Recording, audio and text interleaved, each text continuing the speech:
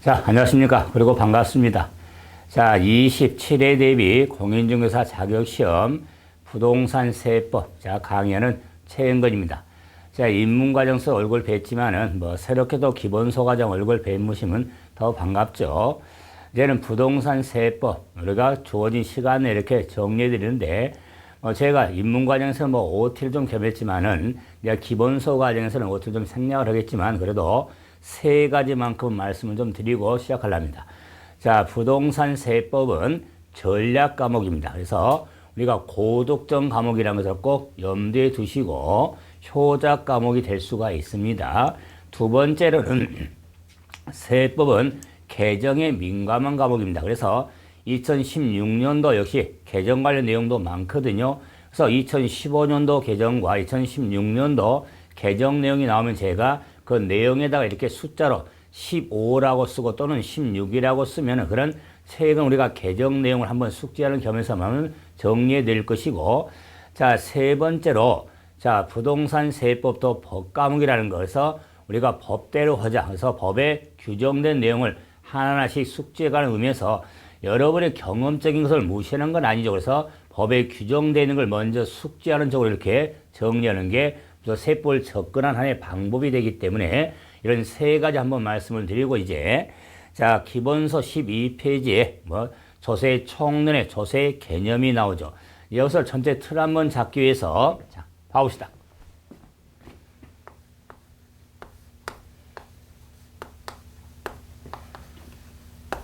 부동산 관련 세법. 자, 우리가 부동산 세법이라고 이렇게 자, 이야기를 하지만은 정확한 우리 출제 과목의 범위는 부동산 관련 세법입니다. 그래서 줄여서 세법이라고 하지만 제가 방금 전에 자, 부동산 세법은 고득점 과목이다, 전략 과목의 말씀을 드린 이유도, 자, 우리가 일반 세법을 공부한 게 아니라 부동산 관련 세법의 자, 핵심을 잡아서 출제가 되기 때문에 충분히 고득점 과목이 될 수 있다고 제가 감히 말씀을 드릴 수 있는 겁니다. 그러면은 이 부동산과 세법의 관련성을 한번 따져봐야겠죠. 그래서 관련 소재의 구분이 테마가 따로 있지만은 전체 기본을 좀 잡아가는 과정의 시작이니까 이 관련성은 부동산 활동 과정, 부동산의 활동 과정에 따라서 자, 세법을 구분할 수 있는데, 이 부동산 활동 과정에 자, 처음으로 부동산을 취득했을 때, 그래서 취득 관련 조세, 부동산을 보유하고 있을 때, 보유 관련 조세, 부동산을 팔았을 때, 양도 관소로 크게 구분이 됩니다. 그래서 취득 관련 조세, 보유 관련 조세, 처분 또는 양도 관소로 구분해서 정리할 수 있는데, 그럼 부동산을 취득했을 때 취득세 라는 자, 세금이 있고, 보유 관련 세금 하면은 재산세라는 세금이 있고, 양도 관련 세금 하면 양도 소득세가 자, 핵심 세금에 해당이 되어지는 겁니다. 자, 그러면서 자, 취득 관련 조세에 자, 취득세에 등록 면허세, 보유 관련 세금에 종합부동산세,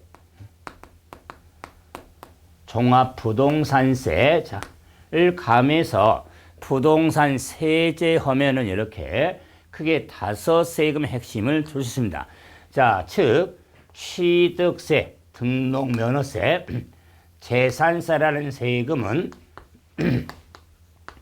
지방세에 해당이 되고, 종합부동산세, 양도소득세는 국세에 해당이 됩니다. 자, 그러면서 이 지방세는 취득세나 등록면허세, 재산세는 지방세는 지방세법으로 규정이 되어 있고, 종합부동산세는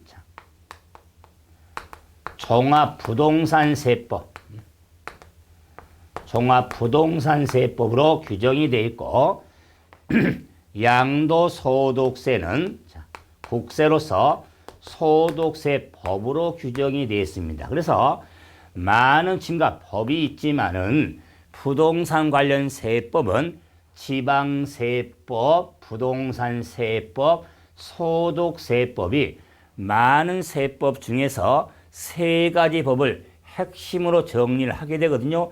그래서 부동산 관련 세법이라고 한다. 세 가지 법을 핵심으로 공부한다. 그래서 세법이라고 이야기를 합니다.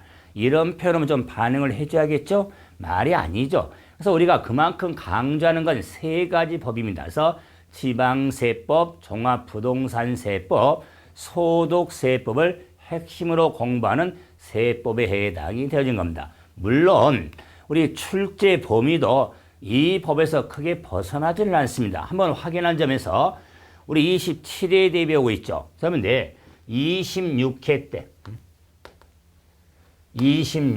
때 자, 항상 이렇게 출제, 문항, 분포를 이야기할 때마다 마음이 아프죠. 시샘말로 마음이 쓰라립니다. 왜 그럴까요? 자, 부동산 관련 세법은 40문항이 아니라 16문항이 출제가 되기 때문에 마음이 쓰라리죠. 40문항이 출제된 과목을 강의 수준을 부럽기도 합니다. 그런데 16문항이 출제가 되지만은 이에 따라서 제가 처음에 효작 과목이라는 말씀을 드린 이유도 문항 수가 되게 적게 나오지만 그만큼 한 문제의 비중이 높죠. 그렇죠? 그렇기 때문에 충분히 어찌입니까? 이 과목에 대한 중요성도 있는 겁니다. 그래서 합격을 지금까 결론적으로 말씀드려서 합격을 시면 이런 이야기를 많이 합니다. 세법 때문에 살았다. 또는 어떤 분은 세법을 시말로 찌그러가지고 조금 힘들게 하는 이런 시험이었다. 이런 이야기를 하거든요. 그랬을 때 서로 상반된 표현이지만은 저는 전자를 중요하죠. 세법 때문에 살았다. 이런 말씀을 듣고 싶은 게 저의 솔직한 바람입니다. 그런 점에서 그런 걸 요구하기 때문에 저도 그런 점에서는 충분히 부응할 수 있도록 저도 최선을 다해서 이렇게 여러분한테 정리를 해드릴 텐데 여러분도 그만큼 좀 수고를 좀 해야겠죠. 그러면은 16문항 이렇게 출제가 되는데 자, 취득세라는 세금 26회 때 세 문제가 나왔습니다. 등록면허세 한 문제 나왔습니다. 재산세 세 문제 나왔습니다. 종합부동산세 한 문제 나왔습니다. 양도소득세 6문제. 이래서 자, 숫자가 돼요. 3하나 3하나 6이니까 자, 몇이 되겠죠? 자, 그렇죠. 14개잖아요. 16문항이 출제가 되는 14개가 나왔죠. 그러면 이런 부동산 관련 세금에 바탕이 되는 게 조세 총괄적인 설명, 총론이 있습니다. 이 조세 총론에서 두 문제 이렇게 출제가 돼서 16문항이 출제가 되어진 겁니다. 그러면은 우리 27회 대비하면서도 이 문항수의 분포는 거의 벗어나지 않을 겁니다. 좀 벗어난다면은 등록면허세가 25회 때 같이 취득세로 해서 더 문항수가 나온다거나 종합부동산세를 좀 배제하고 재산세라 문항이 좀 늘어난다거나 자, 또는 종합부동산세가 양도소득세 문항이 늘어서 7문항 난다. 이런 정도는 가능하지만 기본적으로 취득세는 3문항 내지 4문항, 재산세 역시 3문항 정도, 양도소득세는 한 6문항, 7문항 이렇게 배정이 되고 총론은 거의 고정된 건 아니지만 두 문제 정도 거의 매회 일관성 있게 출제된 문항수 분포가 됩니다. 자, 이런 점에서 이 부동산 관련 세금을 공부할 때 전체 틀 있죠?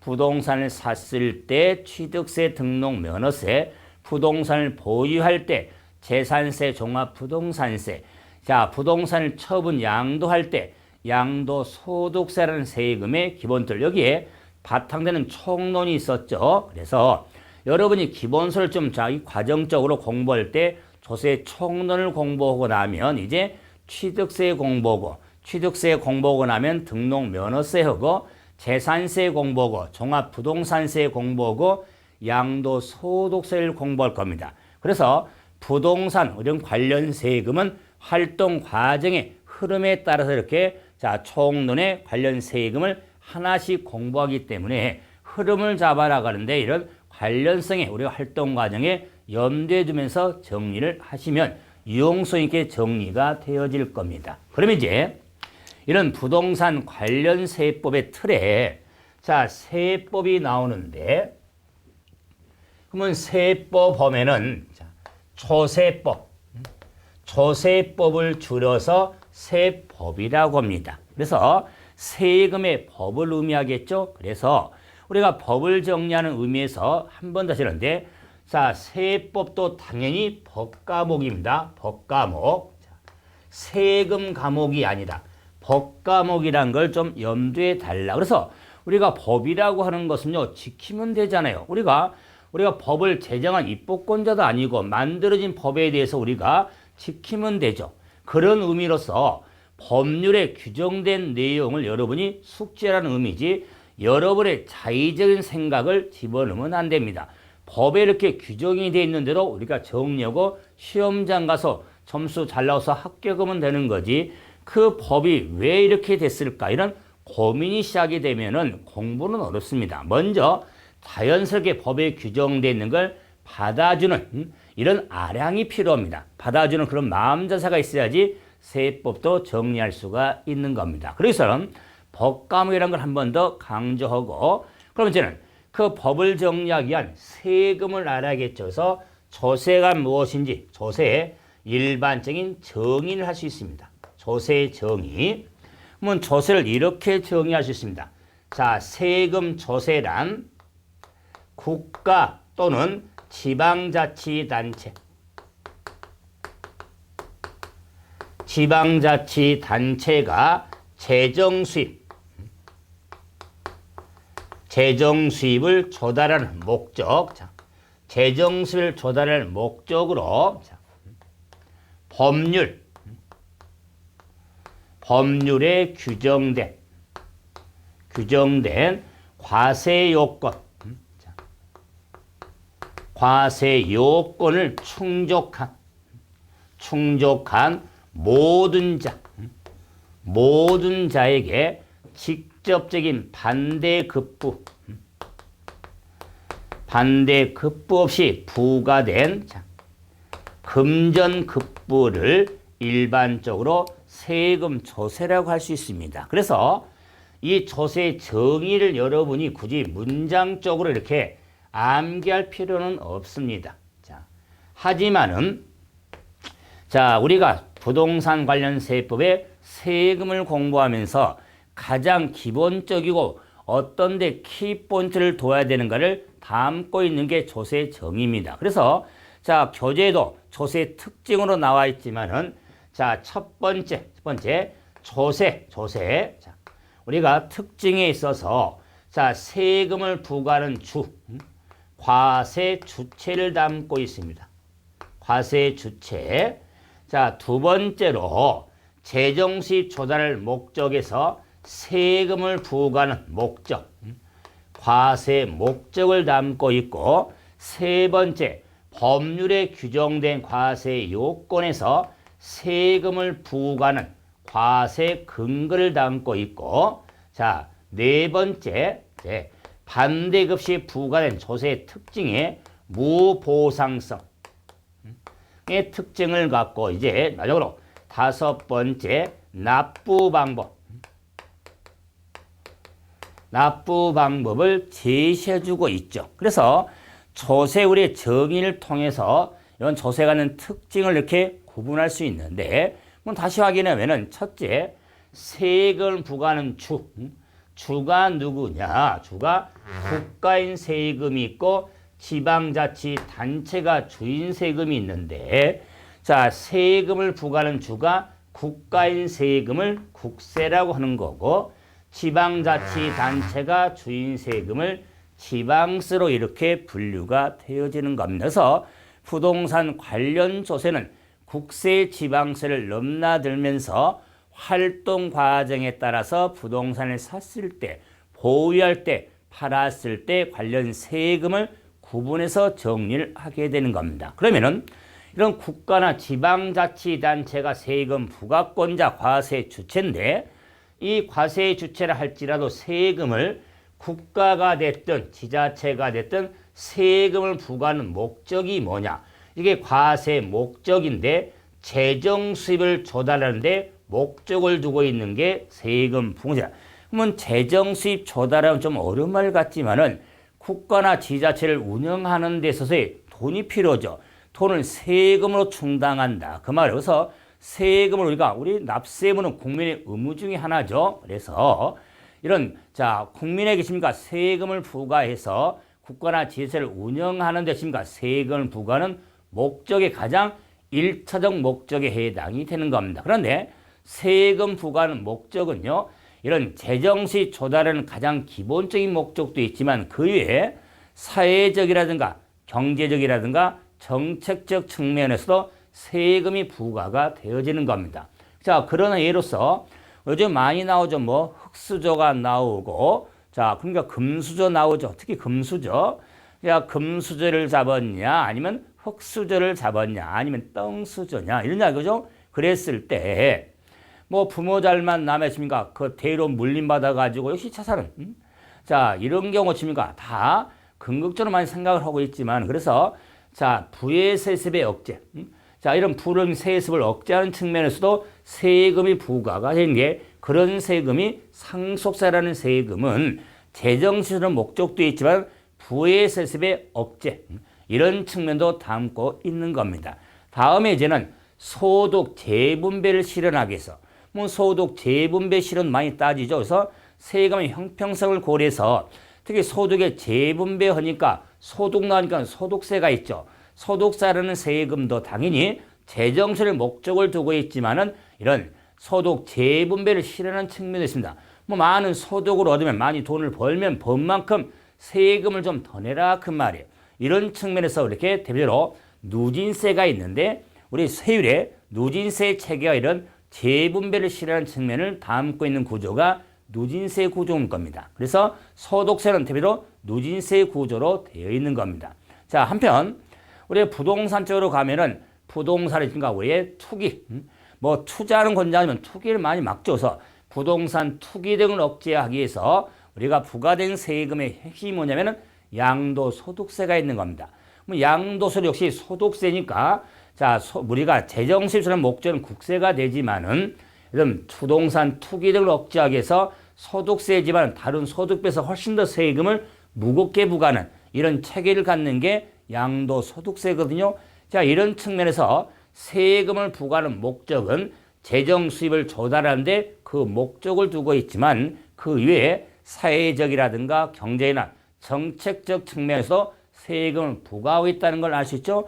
이와 같은 조세 정책의 목적 등은 제가 여러분이 우리 1차 과목에 부동산학 개론이 있죠. 학개론 공부하면서 조세 정책 등을 공부하면서 아마 좀 가미가 될 겁니다. 이게 세금 부과는 목적이고 그런데 이런 국가나 지자체가 재정 수입 조달하는데 세금을 부과하는데 그 부과는 근거가 있더라 그 말. 아무 근거 없이 세금을 부과할 수가 없잖아요. 그래서 이 과세의 근거는 세금은 법률에 규정 그랬죠. 법률에 규정된 과세 요건이 충족된 자에게 부과되는 게 세금이니까 이걸 과세의 근거를 법률에 규정 그랬죠. 그래서 이걸 조세, 세금은 조세 법률주의를 따르는 겁니다. 조세 법률주의에 의한다. 그래서 조세 법률주의란 세금은 법률에 의하지 아니하고서는 부과할 수 없다는 원칙이 조세 법률주의라고 합니다. 그래서 세금은 법률에 의해서 세금을 부과한다는 의미를 갖죠. 그렇기 때문에 이 법률에 영향받기 때문에 특히 세법은 이런 사회 현상이 변함에 따라서 법률도 많이 바뀔 수 있겠죠. 이래서 다른 법률에 비해서 세법은 세법 개정에 민감한 과목에 해당이 되어지는 겁니다. 그래서 2016년도 개정 내용 중에서도 시험적으로 접근된 예상된 문제가 많습니다. 특히 우리 16문항 중에 매회 그의 개정 관련 문제가 보통 평균 한 4문제 정도는요. 개정 관련 문제입니다. 그래서 개정 내용만 숙지를 잘 하셔도 한 서너 문제는 그냥 쉽게 접근이 되는데 반대로 말씀드리면은 개정 관련 내용을 숙지를 안 하면 쉬운 문제를 할지라도 놓칠 수가 있는 겁니다.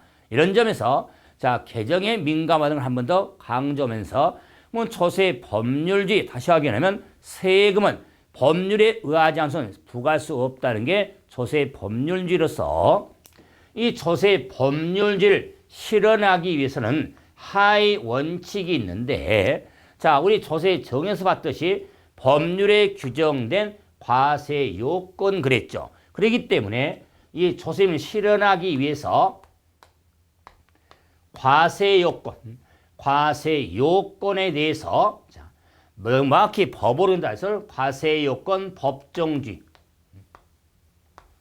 법정주의. 자, 이 법에 명확히 따서 과세 요건 명확주의가 있습니다. 명확주의. 그래서 자, 그 외에도 있지만 뭐 합법성의 원칙, 소국과세 금지 원칙, 자, 세법의 엄격 해석 등이 조세 법률주의 하위 원칙 등인데 버려도 됩니다. 하지만은 과세 요건이 법으로 규정이 돼 있어야 된다.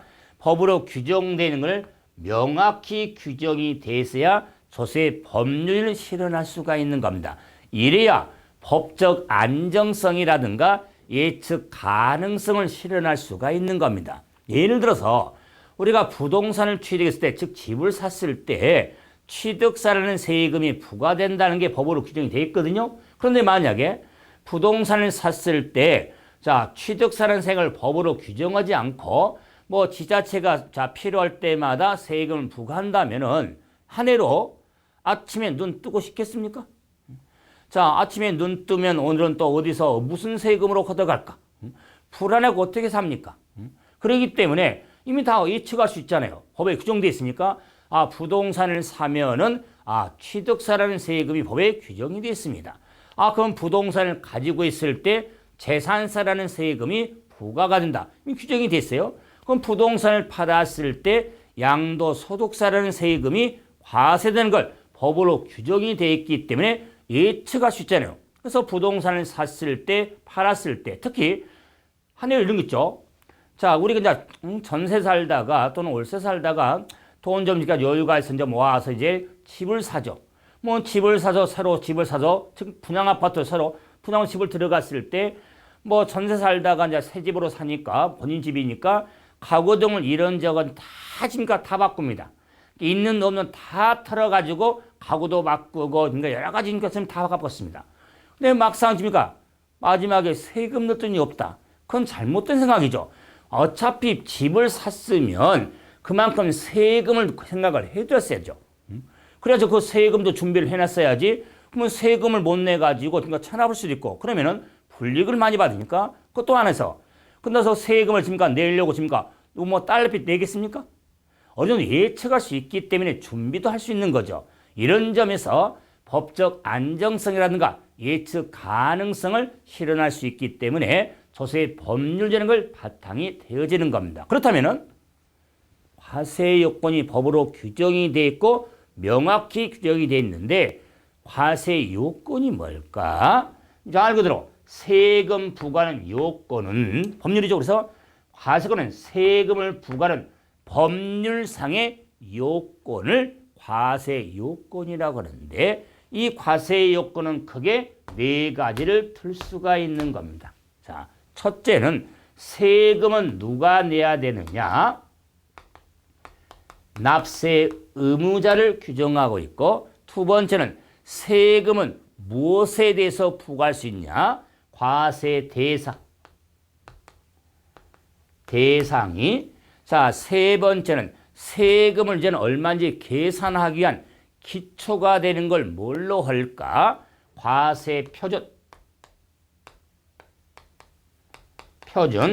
자, 세금이 직접적으로 구체적으로 얼마가 되는지를 알아야겠죠? 그래서 적용이 되는 세율이 있습니다. 세율.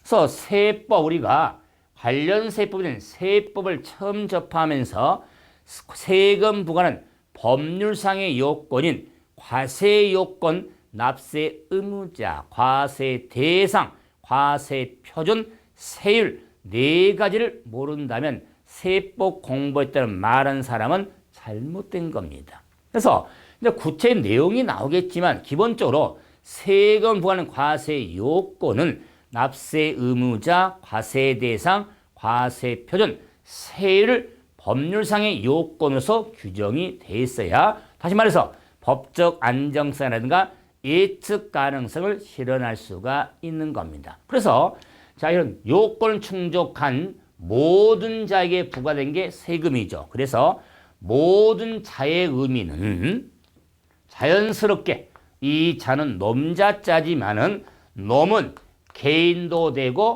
법인도 되더라 그 말이에요. 그래서 우리 세금은 사람이 내니까 다 개인 아니냐 하지만은 법인에게도 의무가 있게 되는 게 세금이에요. 그래서 모든 자의 의미는 세금의 납세 의무는 당연히 개인 또는 법인의 의무가 있게 된 겁니다. 뭐 세금에 따라서 세금의 이름을 세목이라고 하는데 뭐 세목에 따라 약간 차이가 있지만 납세 의무의 기본은 개인 또는 법인의 모든 자에게 세금이 부과가 되어지는 겁니다. 그런데 이 세금 모든 자에게 부과된 세금에 있어서 특징은 무보상적인 특징을 지니고 있는 겁니다. 그래서 무보상은 직접적인 보상을 요하지 않는다. 그 말이에요. 우리가 지방세든 국세든 간에 지자체를 운영하는데 국가를 운영하는데 세금 부과하니까 다 우리 국민의 순간 국민의 한 일원으로서 또 지역 주민의 일원으로서 혜택을 보죠. 보상이 있습니다. 하지만은 그 세금을 냈다고 해서 그 세금의 직접적인 보상을 요하지 않는 게 세금이에요. 이런 것을 무보상적인 특징을 갖는 게 세금 조세라고 하는 겁니다. 그래서 일반적인 보상은 받지만 직접적인 보상을 요하지 않는 게 조세 특징으로 우리가 정리해서는 게 무보상성이라고 이야기합니다. 자, 또는 이 세금에 있어서 다섯 번째 보는 게 뭡니까? 금전급부라고 그래서 세금을 납부하는 방법. 납부하는 방법은 당연히 금전급부라고 그랬죠. 자, 그렇기 때문에 이 납부 방법을 한 번 더 끌고 오면은 세금을 납부하는 방법의 원칙이라고 한번 써보자. 자, 역시 다른 과목도 마찬가지만 좀 설명을 할 때, 교수님이 설명을 할 때, 여러분 정리를 할 때, 원칙을 딱 썼다. 그러면은 원칙 설명하고 나면, 자연스럽게 외외가 나오겠다. 우리 이런 말 있죠? 외외 없는 원칙은 없다. 이런 말 있죠? 그래서 외외가 없다는 원칙이라는 표현은 의미가 없는 거예요. 그래서 원칙을 했다는 이야기는, 당연히 외외적인 규정이 있겠구나. 그래서 시험이라고 하는 것은 원칙만 위주로 나오는 게 아니다. 오히려 외외적인 규정이 많기 때문에 그런 내용들을 숙지하는 게 더 필요성이 있는 겁니다. 그러므로 앞으로 저도 세법 강의하면서 내용에 따라 원칙이라고 딱 말을 하면 자연스럽게 외외가 나오겠구나.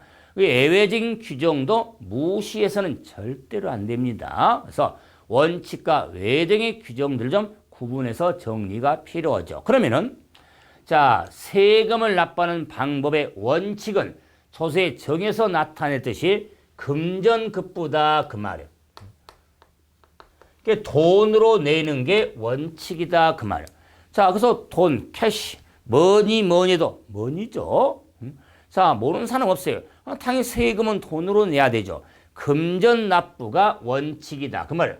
근데 이 금전납부 하나의 변형 형태로서 요즘에 신용카드를 다 가지고 있죠. 그럼 세금을 신용카드도 납부할 수 있거든요. 신용카드로 납부하는 것도 금전납부 형태입니다. 그래서 일부 지방세 한 두세 금만 제외한 지방세, 국세는 신용카드 납부할 수가 있거든요. 다시 말씀드리면은 우리 부동산 관련 세법에 취득세, 등록면허세, 재산세, 종합부동산세, 양도소득세는 신용카드로 납부할 수가 있는 조세입니다. 그래서 우리 부동산 세제는 신용카드, 크레디트카드, 신용카드로 납부할 수가 있습니다. 이것도 금전납부 형태입니다. 그런데 외외가 뭐냐? 외외는 금전납부가 곤란할 경우에 자, 외적으로 물건으로 대신 낼 수 있는 자, 물납 규정이 있더라 그 말. 물납. 그럼 물납이라고 하는 것은 말 그대로 물건으로 대신 내는 거죠. 이랬을 때 물납은 자, 납세자인가 재산. 우리 세금을 내야 되는데 금전이 없습니다. 그러면은 재산은 있어. 그건 재산을 빨리 처분을 해서 뭐 헐값 싸게라도 팔아야 할 거 아니에요? 그렇기 때문에 납세의 재산인 게 침해를 받잖아요. 그럼 좋다. 그 재산으로 세금을 내라 그 말이에요. 자, 이게 물납의 취지입니다. 그래서 납세자의 재산 등을 그러니까 보호하기 위해서 그래서 물납제를 운영하고 있는데 문제는 뭐냐? 외배죠. 그렇기 때문에 모든 조세가 물납이 가능한 조세가 아니다 그 말. 그래서 물납이 가능한 조세가 있는데 우리가 관심 둔 세금에 있어서 취득세, 등록면허세, 재산세, 종합부동산세, 부동산세, 양도소득세, 소득세. 자, 다섯 세금, 핵심 세금 있죠. 이 핵심 세금에 있어서 자, 외주로 물납이 가능한 여부, 자, 그에 대한 요건 등에 대해서는 자, 관련 규정 가서 더 자세히 보겠죠. 지금은 외주로 물납이 가능한 조세가 있는데 그 조세가 어떤 조세가 물납이 가능하냐? 취득세라는 세금은 물납이 가능한 지방세가 아닙니다. 등록 면허세도 물납이 가능한 지방세가 아닙니다. 자, 재산세라는 세금은 물납이 가능한 지방세입니다. 물납이. 근데 종합부동산세는 물납이 가능한 국세가 아닙니다. 양도소득세, 물납이 가능한 국세가 아닙니다. 그럴 때 종합부동산세와 양도소득세는 2016년도 세법 개정에 따라서 물납제도가 폐지가 된 겁니다. 2015년도까지는 자, 종합부동산세도 양도소득세도 물납제도를 두고 있는데 2016년도 그러니까 개정에서 물납제도가 폐지가 됐습니다. 숙지하셔야 돼요. 그 폐지 이유가 뭐냐면 너무 현실성이 없더라 그 말이에요. 자, 우리가 이런 물납제를 갖는 세금에 있어서 실질적으로 물납의 증가 횟수가 물납의 증가 우리가 대상에 따라서 물납을 자, 적용하는 의무자가 많지 않더라 그 말이에요. 그러니까 법의 효용성이 떨어지기 때문에 물납제를 폐지한 겁니다. 자, 그래서 자, 원래 기본은 이제 물납제를 전체를 폐지할 의미를 가지고 있는데 하지만 재산세라는 세금은 물납제도 폐지가 안 됐습니다. 자, 그리고 자, 우리 출제범위가 아니지만 상속세가 있고 증여세가 있습니다. 증여세가 있는데 상속세라는 세금은 물납이 가능하고 증여세도 물납이 원래 가능했는데 역시 2016년도 자, 세법 개정에 따라 증여세도 물납제도가 폐지가 된 겁니다. 그래서 상속세도 부동산 관련 세금인데 출제보험에서 제외시켰거든요. 그래서 관심을 안 두는 겁니다. 교재는 제가 자, 재산세하고 상속세를 써놨죠. 물납이 가능한 조세. 자, 그랬을 때 자, 이런 구분 좀 하라는 의미지 아, 상속세는 물납이 가능하다 이렇게 기억하는 건 아닙니다. 자, 관련 세금 위주로서 정리하시면 됩니다. 관련 세금 위주로 그랬을 때 우리 다섯 핵심 세금에 있어서 재산세만 물납이 가능한 조세라고 이렇게 정리하시면 유용성이 있죠. 자, 그런데 이제 물납하고 좀 구분이 필요한 게 분할납부가 있습니다. 분할납부. 자, 그 분할납부가 있는데 분할납부는 세금의 일부를 나눠내는 걸 의미합니다. 그래서 줄여서 뭐 분납이라고 하지만 분할납부라고 지금 규정하고 있습니다. 이 분할납부에 있어서도 모든 세금은 전액 내야 할 기간 내 세금을 내는 게 맞잖아요. 그러나 일부를 나눌 수 있는 것도 외외적 의미가 되겠죠. 그래서 자, 세금은 전액 내는데 일부를 나눌 수 있는 규정이 있어서 취득세라는 세금 적용할 수 없습니다. 등록 면허세 적용할 수 없습니다. 재산세라는 세금은 분할납부가 가능한 지방세입니다. 종합부동산세 분할납부 가능합니다. 자, 양도소득세 분할납부 가능한 조세가 됩니다. 자, 그래서 종합부동산세, 양도소득세는 물납제도가 폐지가 됐지 분할납부는 가능한 조세가 됩니다. 물납과 분할납부제 혼돈하면 안 되겠죠. 참고로 상속세라든가 증여세도 분할납부도 가능한 상속세, 증여세, 분할납부도 가능한 조세가 됩니다. 또 상속, 증여세는 분할납부도 가능하지만 연부, 연납도 가능하거든요. 자, 나눠내는 기간이 연으로 나눌 수 있는 우리 세금은 상속, 증여세가 있습니다. 자, 그래서 뭘 지었냐면은 재산세라든가 종합부동산세, 양도소득세는 분할납부가 가능한 조세지 연부, 연납이 가능한 조세 아닙니다. 연부, 연납이 가능한 조세는 상속세와 증여세가 있습니다. 자, 재산세, 종합부동산세, 양도소득세는 분할납부가 가능한 조세에 해당이 되어지는 겁니다. 자, 그래서 물납과 분할납부에 적용 여부를 봤는데 이게 끝은 아니에요. 그러면은 재산세 물납, 그다음에 재산세, 종합부동산세, 양소의 분할납부에 대한 물납과 분할납부에 대한 요건이 법의 규정이 있거든요. 요건에 대해서는 재산세에 가서 종합부동산세, 양도소득세에 가서 법에 규정된 요건을 공부하겠죠. 그 요건도 물어보는 게 시험이에요. 물론 기본적으로 이렇게 물납이 적용 여부를 한번 확인하는 것에 초점을 두지만은 이거는 그래서 물납하고 분할납부에 있어서 적용 세목을 한번 구분해서 정리를 해봤죠. 그래서 납부 방법은 금전납부가 원칙이지만 물납이 가능한 조세가 있고 분할납부가 가능한 조세가 있더라. 그래서 우리가 원칙과 외외로 틀자면서 한번 확인 한번 해드렸죠. 그러면은 우리 시험은 어떤 식으로 한번 출제가 될까?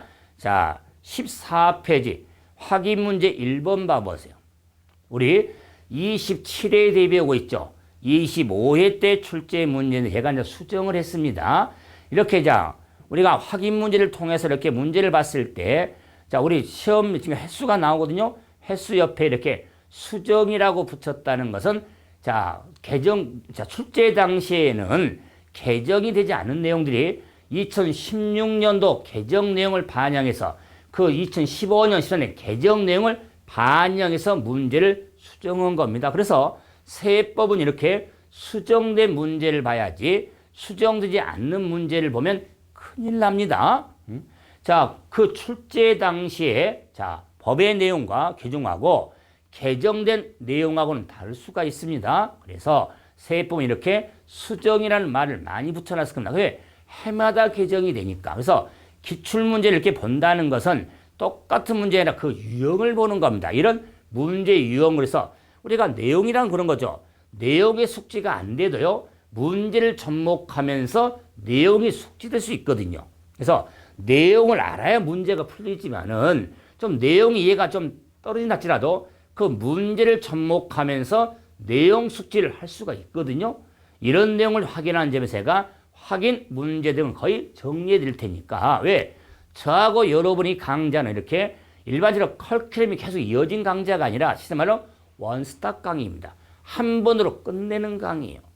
저하고 기본서 과정은 저하고 한 번 이렇게 맞대면 끝이에요. 그래서 기초과정, 기본과정, 심화과정 이렇게 이루어진 강좌가 아니라 바로 원스톱 한 번으로 끝내는 강좌. 이러기 때문에 좀 더 효용성이 있습니다. 그래서 제가 일반 오프라인 수업을 하면서 그럽니다. 이건 기본 기초과정이니까 여기까지만 하고 이 내용은 심화 과정 섭시다. 이런 이야기 말씀을 드리는데 저하고 여러분은 그런 과정이 없습니다. 저하고 한 번 보고 끝내는 기본서 과정이니까 제가 확인 문제 정도 제가 다 접목하면서 좀 내용을 좀 펼쳐나가도 이래서 한 번으로 끝내는 강좌니까 이런 내용 좀 접목을 해야겠구나. 이렇게 좀 이해해 주시면서 확인 문제 한번 봐보세요. 자, 조세 납부 방법으로 물납과 분할 납부 핵심은 둘 다 가능한 것을 한번 골라봐라 그랬죠. 그래서 물납과 분할 납부가 가능한 조세를 물었죠. 자, 그 문제 유형이 18 보시면은 이 물납과 분할 납부가 둘 다 가능한 조세를 찾으라고 그랬죠. 자, 기억 종합소득세는 자, 소득세 형태로서 자, 분할 납부는 가능하지만 물납이 가능한 그래서 소득세, 양도세를 하더라도 물납이 가능해서 종합소득세도 마찬가지면서 둘 다 가능한 아닙니다. 자, 니은 재산세. 재산세 하면은 물납도 가능하고 분할 납부도 가능하죠. 니은 재산세는 다음에 이제 디귿 취득세. 취득세라는 세금은 자, 물납이라 부르면 둘 다 가능하지 않죠. 니을 재산세 도시지역분입니다. 자, 재산세 도시지역분이 있거든요. 지역분 공부에 나왔지만 옛날에 도시기획세라는 세금이 도시지역분 세금인데 도시지역분도 재산세라는 세금에 합산해서 부과할 수가 있거든요. 자, 그래서 도시지역분도 물납과 분할 납부가 가능한 조세에 해당이 되는 겁니다. 그래서 도시지역분도 세금이에요. 세금인데 물납과 분할을 둘 다 가능한 세금. 그다음에 지역장 시설세는 재산세를 부과할 때 나란히 적어서 보내서는 어렵지만 병기세라는 세금인데 물납, 분할 납부가 가능한 조세가 아닙니다. 그래서 물납, 분할 둘 다 가능한 세금은 재산세하고 니을, 도시지역분 두 경우가 물납, 분할 모두 가능한 조세에 해당이 되어지는 겁니다. 자, 이래서 우리가 첫 시간은 지금 마쳤는데 조세가 뭐냐를 가지고 정리해봤지만은 이것저것 다 띄워도 저는 두 가지만 한번 볼랍니다. 첫째는 관련 세금의 구분, 취득했을 때, 보유할 때, 팔았을 때 관련 세금의 구분에 그에 따른 조세 정의하면서의 과세 요건의 중요성, 납세 의무자, 과세 대상, 과세 비율, 세율의 조세 법률지를 바탕에 두는 거 아시겠으면 하나만 더 한다면 물납과 분할 납부에 대한 개념 과정 확인하시면 정리가 될 겁니다. 이제 다음 시간은 조세 분류를 가지고 뵙도록 하죠. 수고하셨습니다.